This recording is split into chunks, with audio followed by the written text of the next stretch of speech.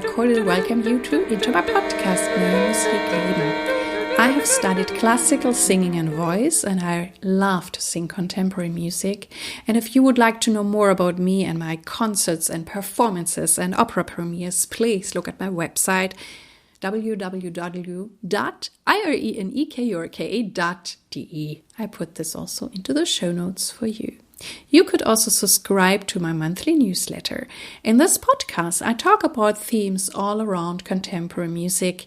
I share with you behind the scenes insider knowledge, and I love to bring you the human beings out of this music world closer. I'm cooperating with NMZ, Neue Musikzeitung, one of the most important German-speaking music papers.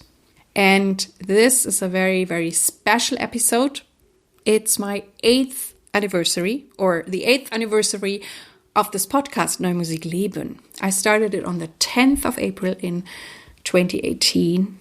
I feel so proud, and this is so great that I'm still here, that I'm still talking to you, that you're listening to me. You're listening to me from everywhere on this whole globus. Which is so exciting to me. And I also thank you so much for all the emails you write me, for the encounters, because sometimes I'm performing somewhere and people come up to me and like, oh, I'm listening to your podcast. And so thank you for showing your face to me, who you are. And that is so, so amazing. And I have a very special, amazing guest for you today in this anniversary podcast.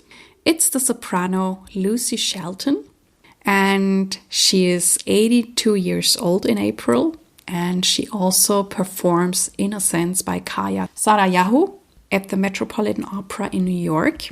And I found this so interesting that I really wanted to talk to her, and we have some common friends, so I got in touch with her, and I have this great interview with her for you. And she is an amazing singer, a warm-hearted person, and smart. And she also shares many insights with you. And for me, she's also a role model in that way to show what is possible. And I often talk about those things that sometimes people tell themselves, no, this is not possible, this cannot work. And in the end, that is just a story. It's something your mind is telling you. And to see that someone with this age, and maybe some people would think, well, this is not possible. Yes, she's still singing, she's healthy, and she's doing the debut at the Met. And I think this opens up so many possibilities for all of us. I'm so inspired by a woman like Lucy Shelton. So let's dive into the interview with Lucy Shelton. Hello, Lucy Shelton. I cordially welcome you into my podcast, Neue Musik, Leben. Thank you very much, Irene. And I'm so excited to have such a wonderful singer here in this podcast. And we're going to get into great topics, I think. And I would like to know from you first, how did you find your way into this new and experimental music? Because you're singing lots of contemporary music, I have seen. Yes. Well, I started very early just loving odd sounds. I'm one of 5 kids. My parents met at an amateur music singing thing. And we all took piano lessons. We all had other instruments. Mine was flute. And we did silly things like sing dissonances and get excited by it. We used to do Bach chorales by sliding between the pitches. So you'd get all the variations between the pitches, and you'd have to wait for whoever had the biggest interval to get there, and then the chord would come in to be clear and exciting, and then you'd mess it all up again as you move to the next. Anyway, I always loved improvising. My piano teacher gave me contemporary things to work on, and I went to a music camp on flute, and most of the chamber music for flute, well, yeah, it tends to be contemporary. I was never afraid of it. And I even have to say, I loved it. And I was eager to do, when I went to college, I didn't go to a conservatory, I went to liberal arts.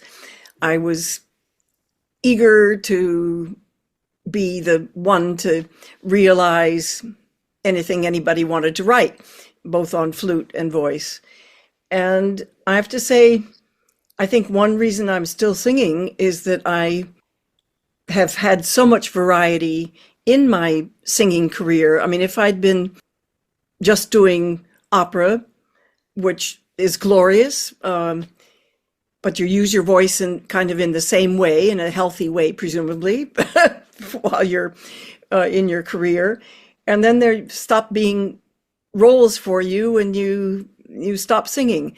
But I've never stopped singing, and I'm quite sure that's because I've had so much.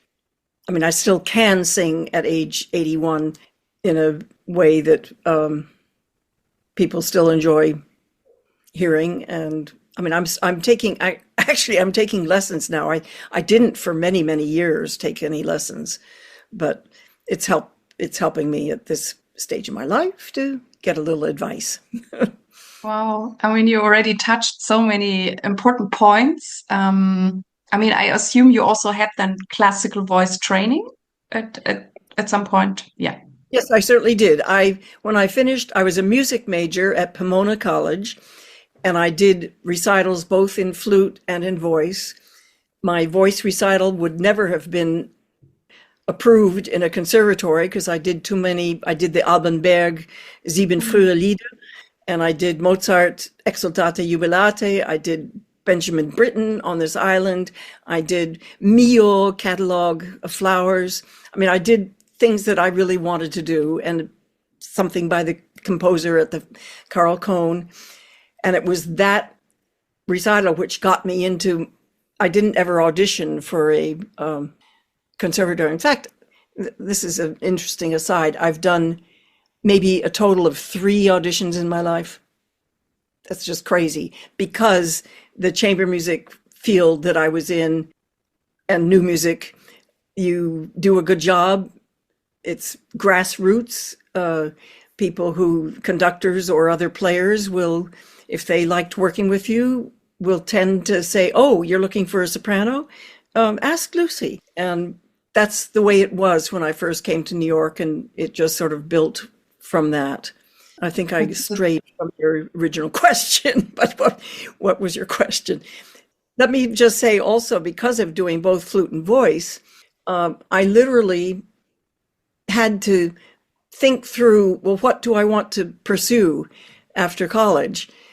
And my reasoning was, well, flute, let's see. I've done all the Bach sonatas. I've done wind quintets. I don't really want to be in an orchestra. I kind of know the rep. I've done the piston sonata. But voice, oh my gosh, I will never run out of repertoire. And I love languages. And it just seemed, it's such a direct communication with the voice. So I think I'll be happy singing rather than fluting. Yeah. So right from the start, it was more, it wasn't because I had a great voice, or, I mean, I had a fine voice, but I really, it was the repertoire, the excitement for the music that made me want to pursue. Yeah, the curiosity. And but I also imagine, I mean, when you started out singing, those were different times than nowadays. And even when I started, or I left college, I also was one of the awkward ones, because she was singing contemporary music, and I had the same experience that people would just, they liked it and they would recommend me to other places. And I mean, even when I sang, I learned a lot on my own, because I had no role models. And I assume for you, there was even less. And nowadays, I mean, you're teaching contemporary music, and we now also have singers who teach contemporary music. But back then, there was so little? Well, my teacher at Pomona was not a singer. She was a pianist.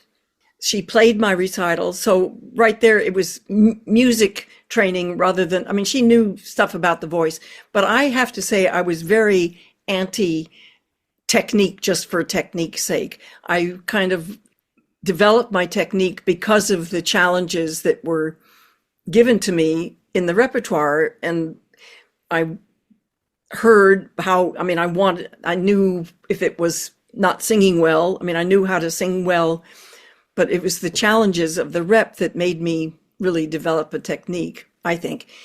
But I did definitely have a role model in the wonderful mezzo Jan de Gaetani.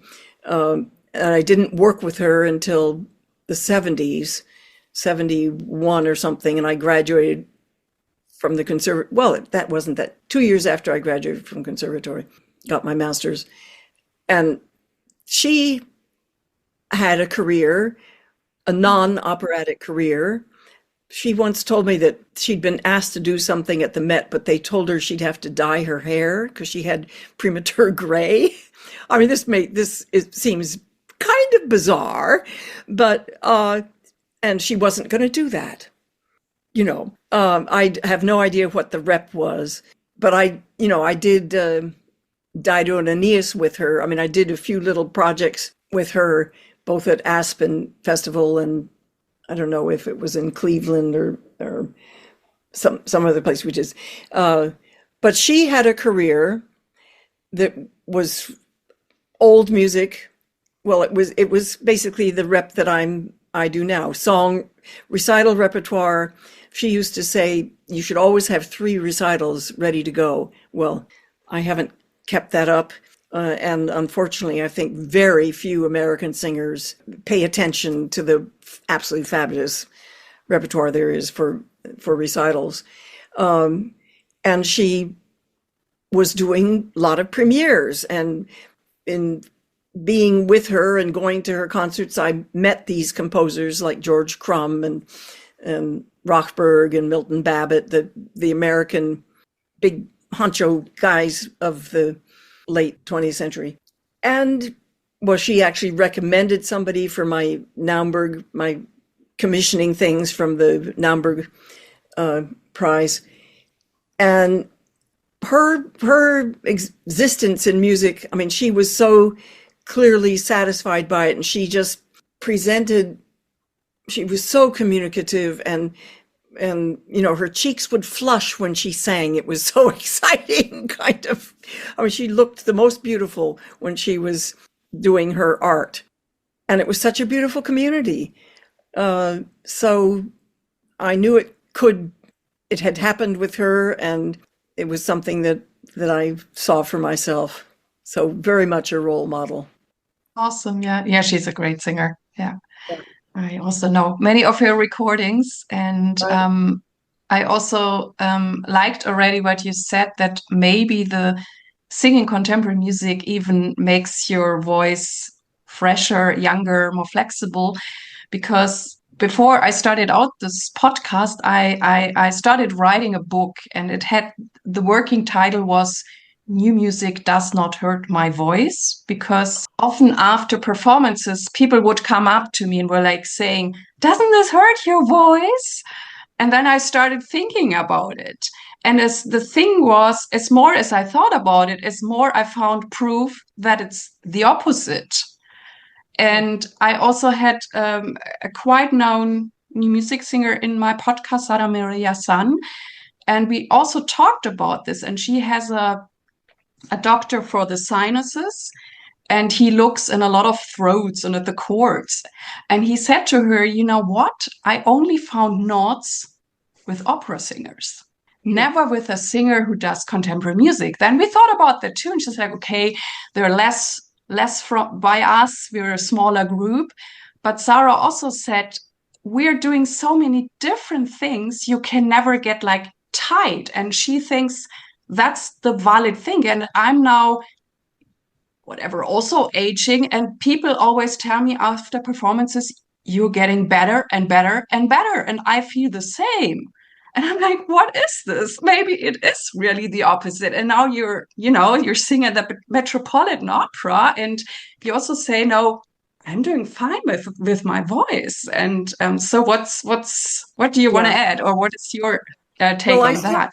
I certainly don't have the range I used to have, but I agree with you totally that the variety, the challenges in doing new music, and that we use our voices. I mean, the idea that, yes, we can sing non-vibrato.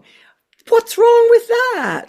That's totally healthy. You can make this is one of Jan's statements. You can make any sound in an unhealthy way or in a healthy way. And her other thing was, there's no one beautiful sound. The beautiful sound is what is appropriate to the music. So I love that one too. So the fact that I'm singing at the Met Opera I'm not an opera singer, and an 82-year-old opera singer probably wouldn't be doing what I'm doing. My role is Sprechstimme primarily. I do have some purely beautiful sung tones, but it was written with me in mind, and we worked on it together, Kaija Saariaho, and it's a very special kind of singing, which in fact opera singers, they don't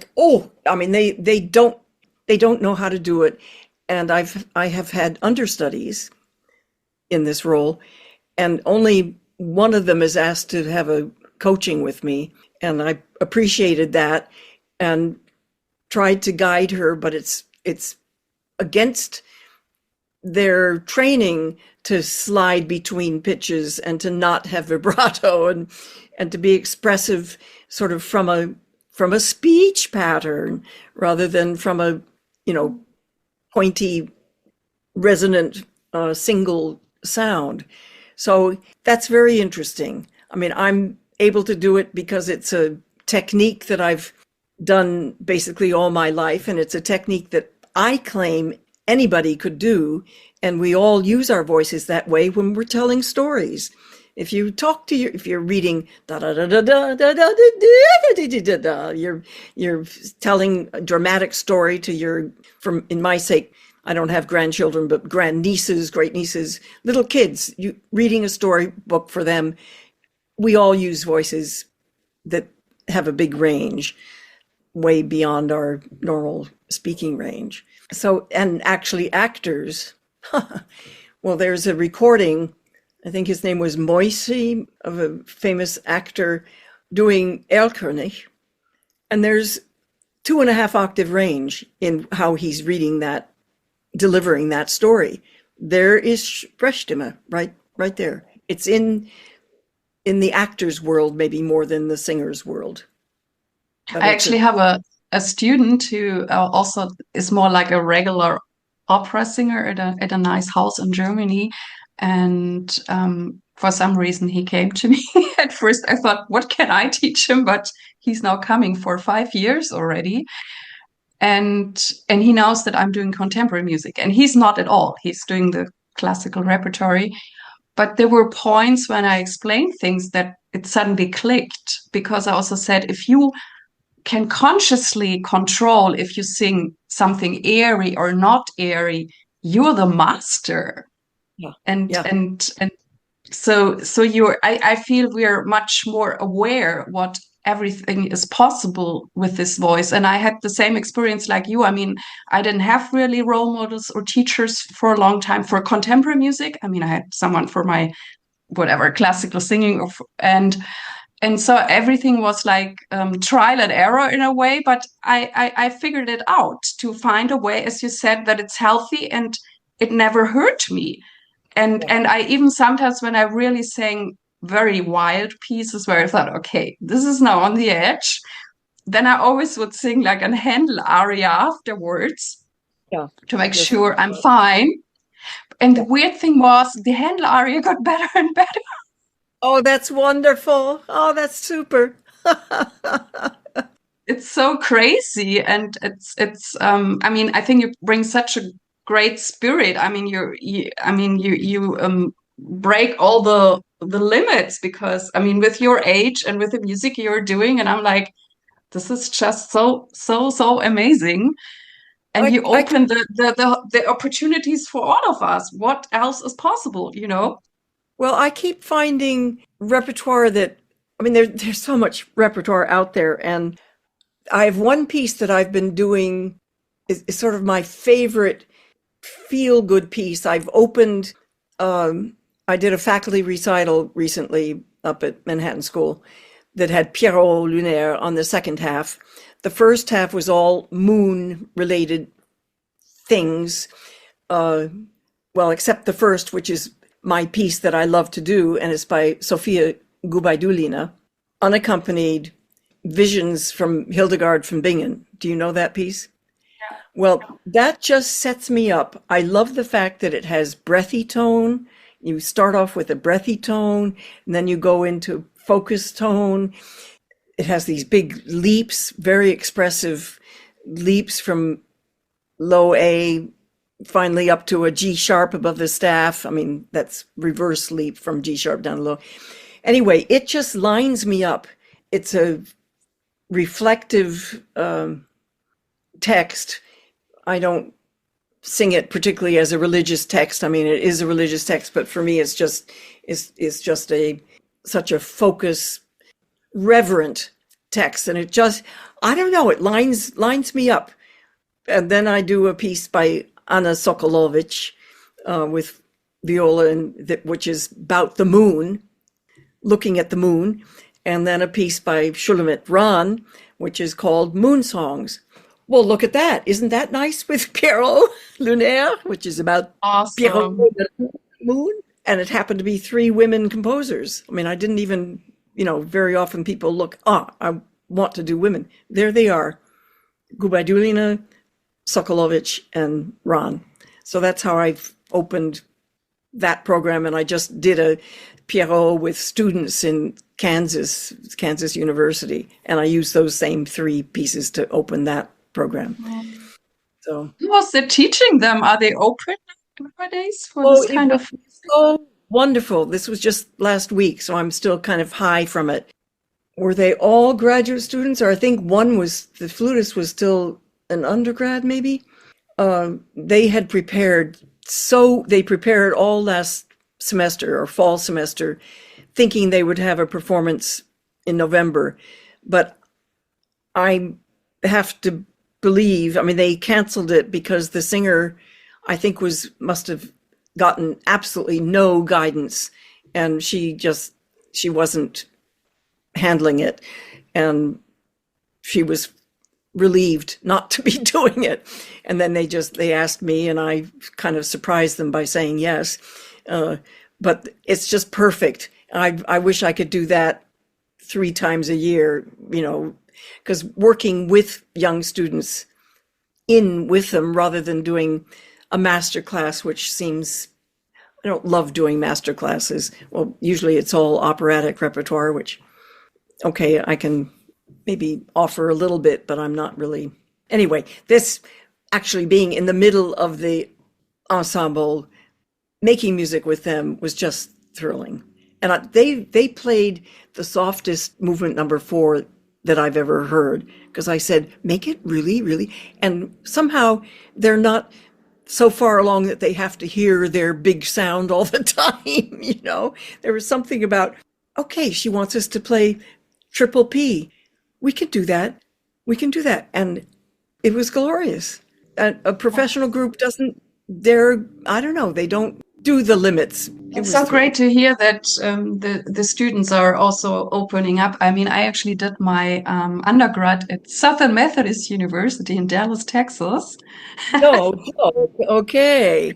And wow. They also I think they still have it. They had a new music ensemble, which also performed then at the Dallas Symphony. And there were also participants from the orchestra in it. And we also had then something called New Music Ensemble, which we're supposed to attend, I don't know, 1 or 2 semesters. And all the other singers, they signed up and they never showed up. I was the only one who showed up. I also had no clue, but somehow it drew me, and the teachers were amazing. I was so impressed. And then it ended up that I was singing all the contemporary music, and all the colleges in Texas, they all were like, oh, there's this crazy German girl, just ask her. Well, that's the way it works. It's so fabulous because not everybody wants to do it. I mean, that's a no-brainer.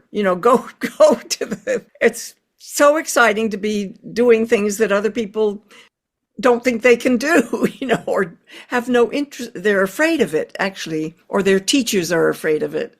And it's so silly. Looking back, I'm so grateful. But then I also thought, like, why aren't they even showing up and give it a try? I mean, try it, and then you can still say, okay, this is not my cup of tea, but at least try.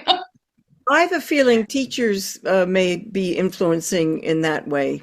That's maybe a bad-mouthing the profession, but I feel like certainly in the States, the voice faculty, voice studios, they hardly do song repertoire. And okay, they might do a Britten aria or a John Adams aria, or something that's really gotten into the canon already. But I feel like they spend all their time working on auditions to make that impression to get a job. They are not developing their craft of communicating and sharing their music making. They do it to make an impression. Well, that is not a valid, okay, you do that for an agent or something, I guess. But it's not really sustainable for your heart, it seems to me, and it isn't really giving anything to the music. You're not giving the music to your listeners. You're just trying to show off. I don't like that. But I think in the end, the audience feels it too. If you're there as the real person and giving it all, they notice. Yeah. And I also found it interesting that you said you're also, working with a teacher again. And I know that singers are the only ones who take lessons. I take lessons. I have a teacher I go to, not often, but once in a while. And we are more like sports person. I feel like professional sports person. And all the whatever they play, soccer or baseball, they have coaches.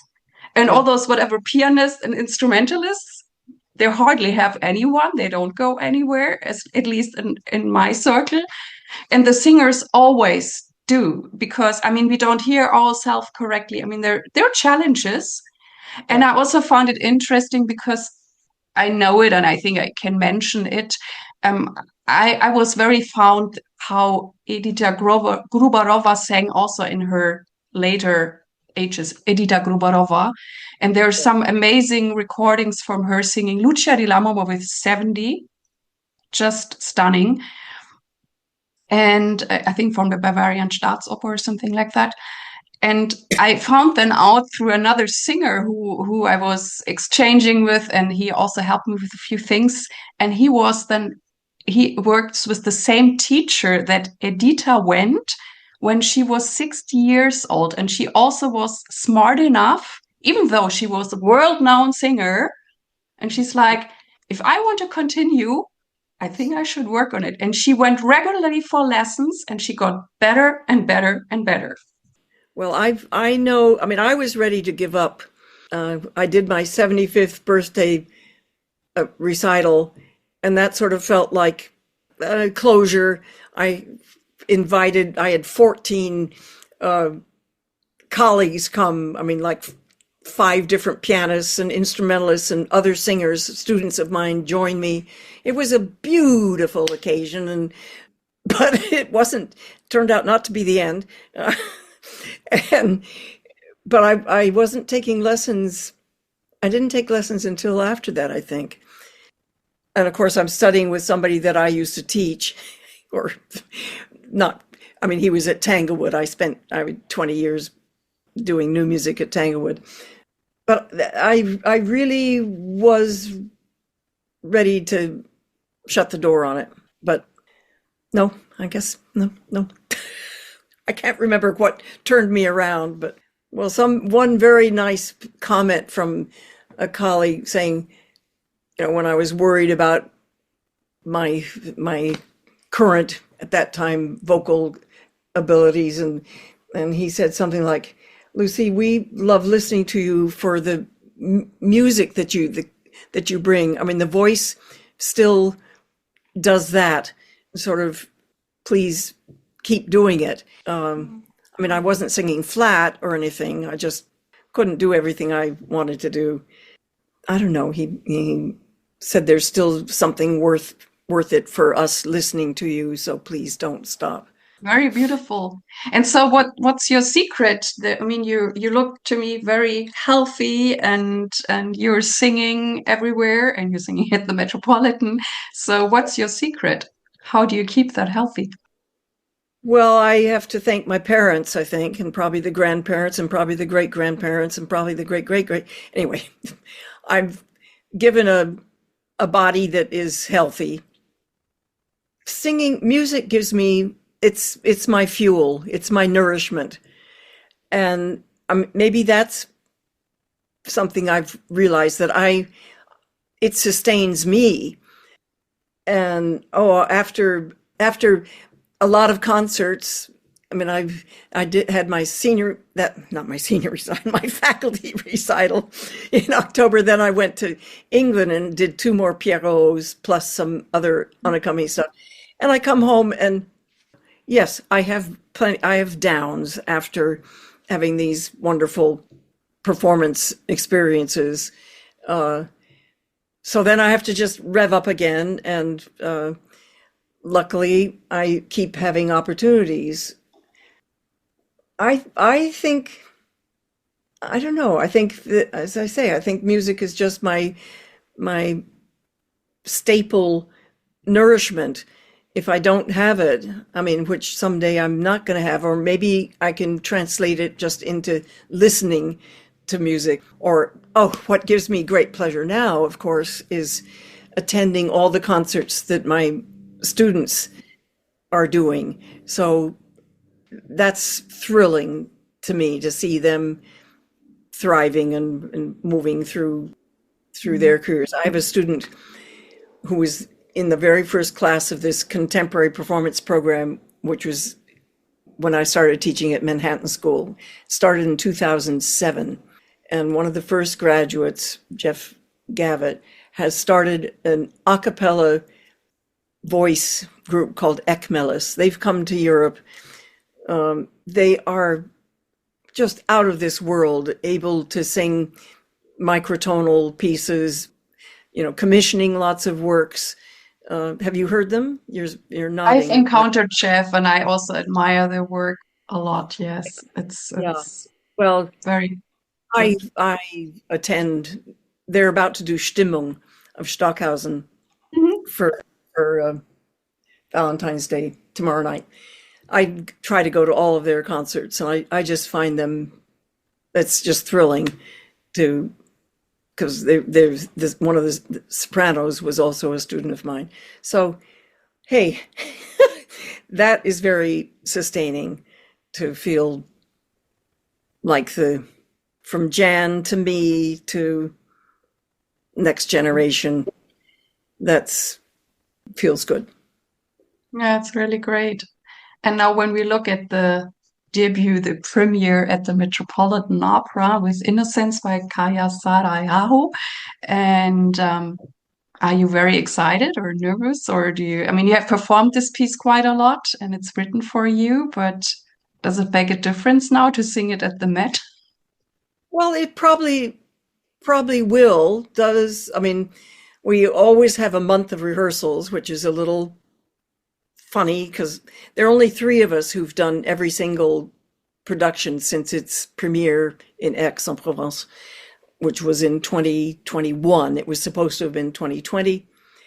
I'm personally totally grateful that it waited to 21, and then that messed up all of the scheduling. They've had the 5 places, all plotted within a 2-year period. Well, now it's going on till, it's been 5 years since it opened. And I actually just heard I'm going to do it in Paris also in 27. So, I mean, it's gloriously long lived for me, rather than that little compact way it was supposed to be initially. But anyway, they're two of the students. It's about a school shooting, and I'm the teacher, and there's 6 students. There are 9 languages. It's an incredible story, incredible piece, but there are just 3 of us, the French student, the Spanish student, and me, who've done every single one. So that means I think 36 of them performances. I'm just as excited about it now as I was at the beginning, which means that just speaks for the quality of the work. I get the chills. It's emotionally, well, I don't know if challenging is the right word. I mean, there are a lot of emotions in the piece. I think if it were just a play or even an opera all in English, it would be almost unbearable. There's something about having the multi-languages and all the different styles of singing. My Sprechstimme role, of course, is not something you would ordinarily hear, although there have been a few instances in the opera world already.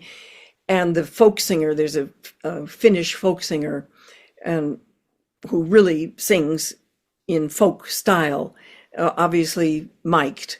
And I'm mic'd also. All the students are mic'd because they're primarily speaking roles.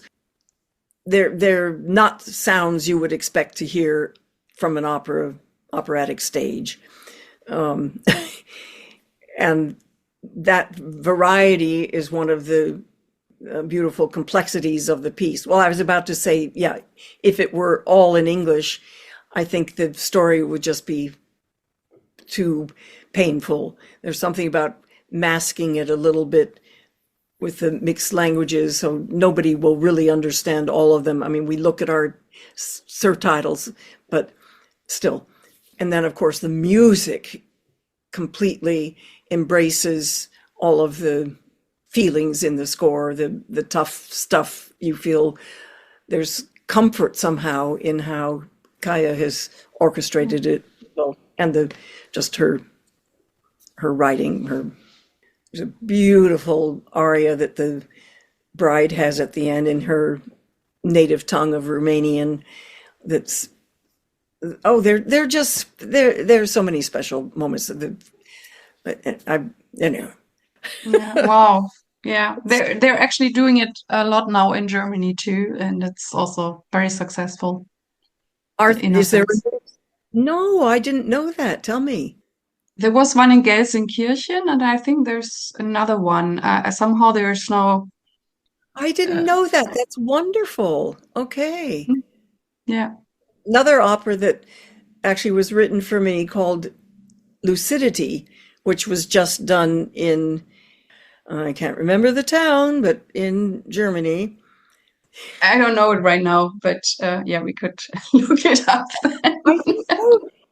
I thought I was keeping track of that because I went with friends to see the Dresden version of Innocence. I'm cuckoo. Yeah. Yeah, they might have done it. Yeah. They did it. I was there. They took it's through composed. There's not ever supposed to be they took 2 big breaks while they changed scenes. Kaija would have been very upset with that. Interesting. And when you learn such music, or also when you teach your students, are there any strategies you can recommend how to learn a difficult contemporary music piece? I developed a technique, yes, for it was unnecessary for Innocence because it's that Sprechstimme and it's a limited range. Although I have to tell you, originally in the score, for any time the teacher came, it said, in addition to whatever qualifying how you're supposed to do it, it said, sing in any octave. And I thought, oh, yummy. You mean I can do ninths and sevenths. I mean, I can do displaced octaves. So I wrote out my part with choices with a lot of, the basic part was just within an octave, like C to C or maybe low A to C. So I wrote this out and I showed it to Kaija January of 2020. We were sitting on a couch together. And I said, Kaija, is this what you had in mind? And I pass it to her.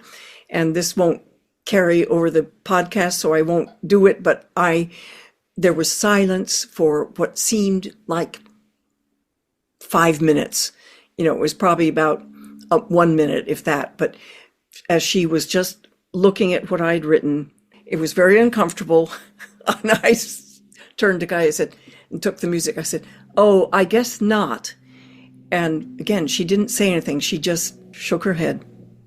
No, the message was clear. That is not what I meant by, she did not mean for me to jump off, and that disappeared from the score, that directive. No, that's not what she wanted. I did, in working with her, we did get a few things that where I took it up, like, I love them like my own. It was written, I love them like my own. And instead of that, I love them like my own, which is utterly different, much more expressive. So we got a few of those in there. And I think they are emotionally very important to the character to have a bit of that. This is the great thing when you do contemporary music and you can talk to the composer and make suggestions, and sometimes they are like, go for it, or they are saying, no, this is not what I want. And for her, it's also not good that it's in the score, because otherwise maybe singers later on would do what you have tried to do. And now it's really clear this is not what we want. And so this you'll is... appreciate this comment from her. One of the last rehearsals in X, I was told she wanted to talk to me, so I go over and greet her. And she said, Lucy, it's still too Kathy Barbarian. Okay, you're laughing. You get it. not, I mean, like it sounded too new music-y to her. This was for the final aria where I get to do some odder things, techniques, new music technique stuff. So she was very, very clear with me. This is not, don't go that far, Lucy. Nope, rein it in. So that was a very interesting experience. Yeah.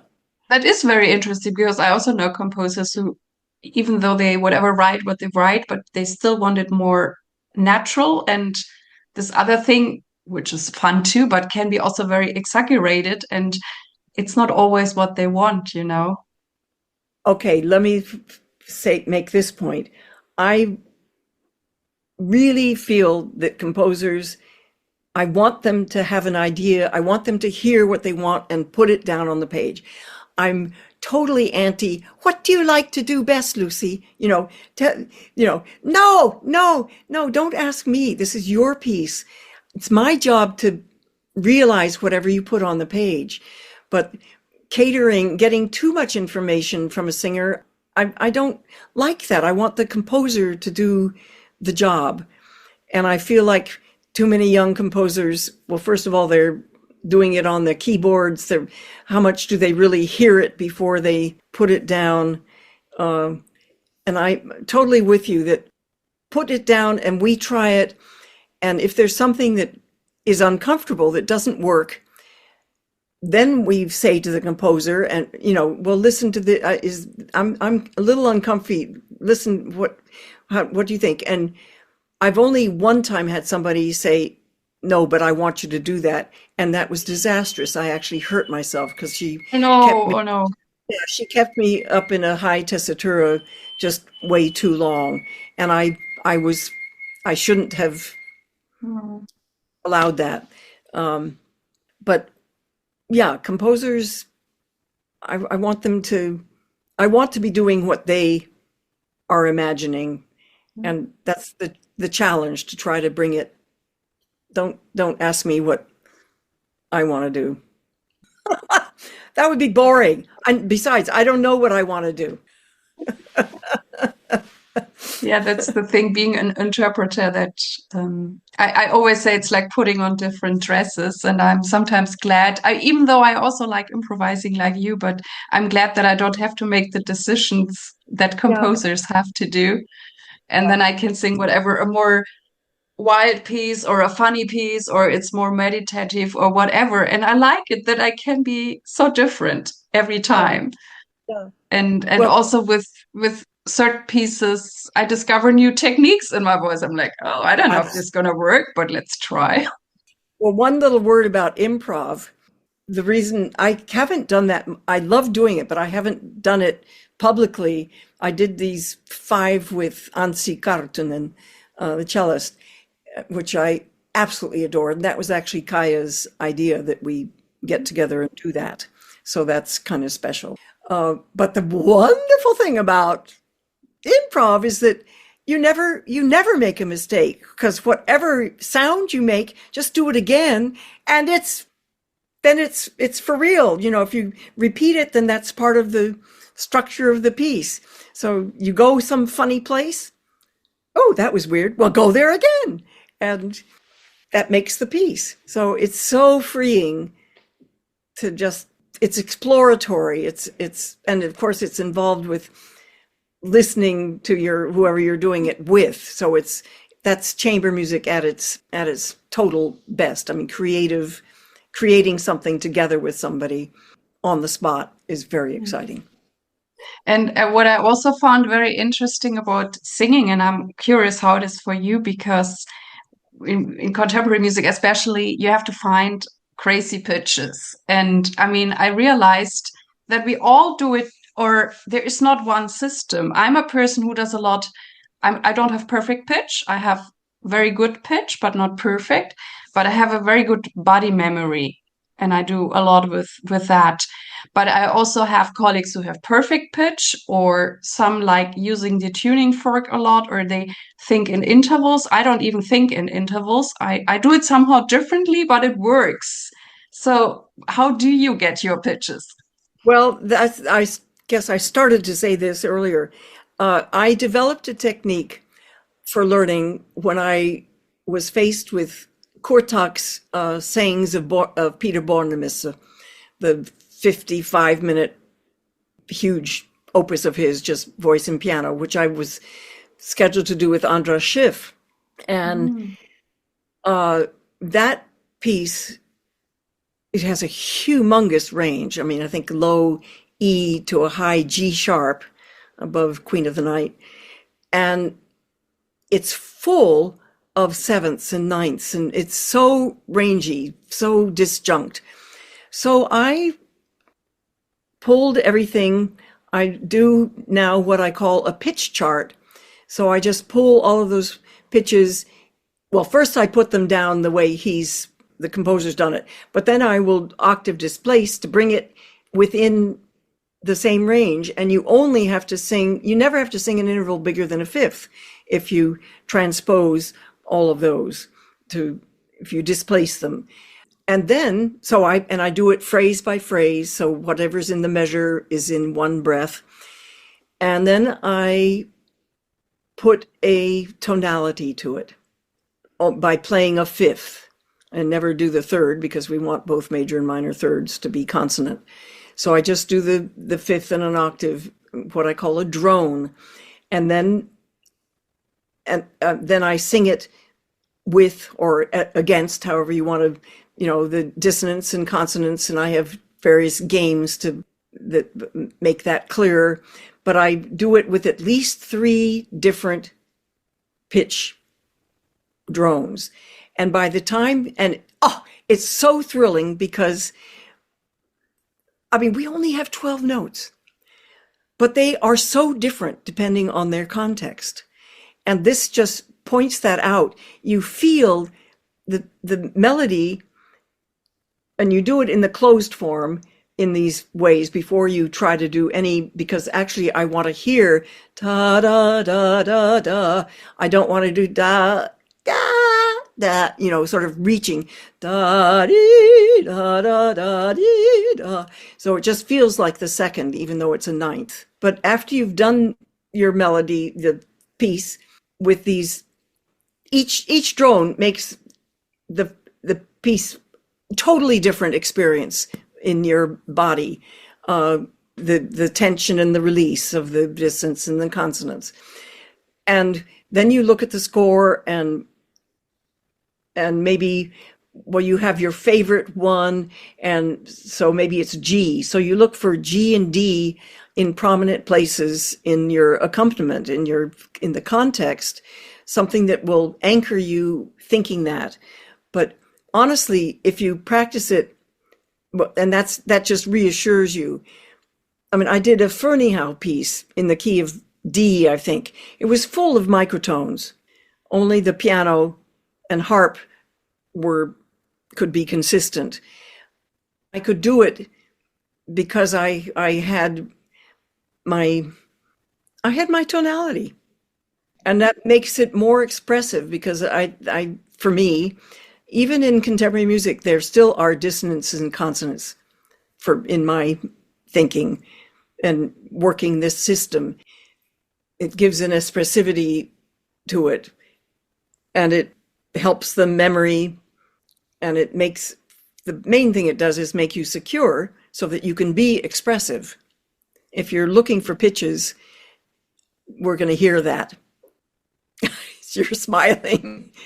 It is so interesting what you're telling. I mean, the thing that I put pictures closer, I do that too, even though I have to, maybe because I have this strong body memory, I have to fairly early go on and do the jumps, because for me, they feel so different in the body if I jump high or not.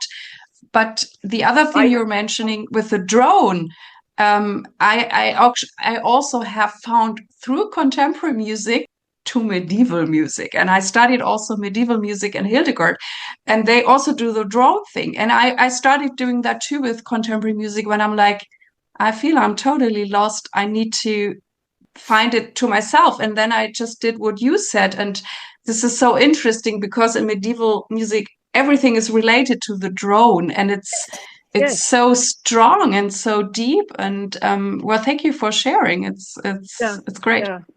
Well, it saved I mean, it makes learning it just really fun and not something to be scared of. It's discovery and exciting in that way.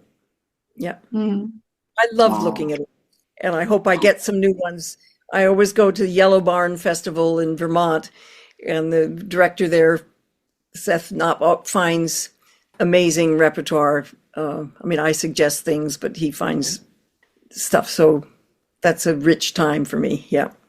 Wow. Awesome. Awesome. And well, I think there's so much we could talk about. Clearly. And I'm Yeah. also, you have to tell me the dates for Paris. Maybe I can come. I would like to see it. Your piece. It's November 27. Okay, I will put it down. But yeah, I'm very grateful that we could meet and could talk. But I have one final question for you, which I always ask, and I would like to know what is the tip you would like to give young artists? You've got to love everything you do. There's got to be heart in everything that you present. It's not show. It's heart and honesty with the music. If you don't like a piece of music, or if you don't like a composer, well, here's a funny tip. As a young singer, you want to probably say yes to everything because it's good experience. And you treat it as if you did. I mean, it's being a good colleague is very, very important. But you can say no the next time that offer that, but make it a positive experience just for yourself. Every time you've got to find a way to love everything you do. That's very profound. Thank you so much, Lucy. It was so great meeting you. And yeah, I hope I Lovely see to you one day. Yeah, I think that'll happen. Lovely. Yes. Thank you so much. This has been fun. This was the interview from today. I hope that it inspired you. And please send me your emails, send me your feedback, because I love to interact with you. Thank you very much that you tuned in with me today. I really, really hope that you liked it. And please tell your friends and colleagues about this podcast. I thank you very much. I wish you all the best. Live your music, live your life, and see you next time. Yours, Irene.